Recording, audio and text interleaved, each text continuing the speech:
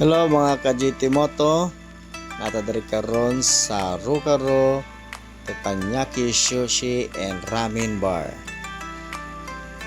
Located ni siya diri sa Brick Lane, Palma Hill, Obrero, Davao City. So guys, mao na siya. Mao na ang location na para taplin rin na siya sa highway mga ka-GT. Ano siya?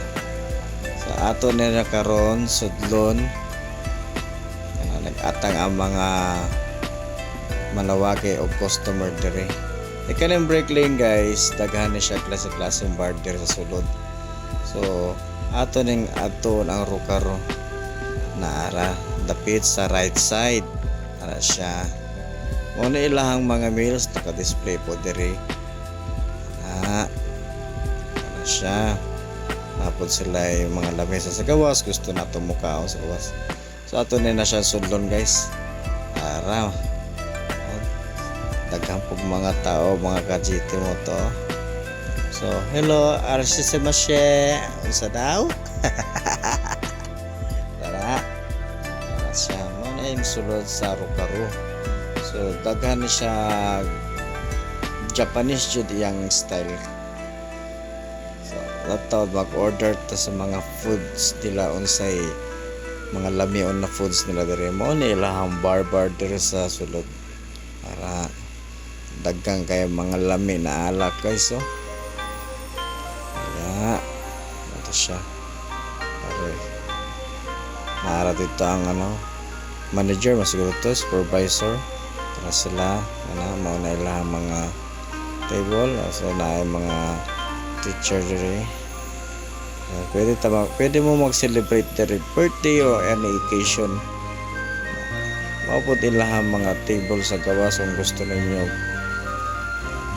non-air, non-aircon, so pwede mo dire sa gawas. Tara, muna siya.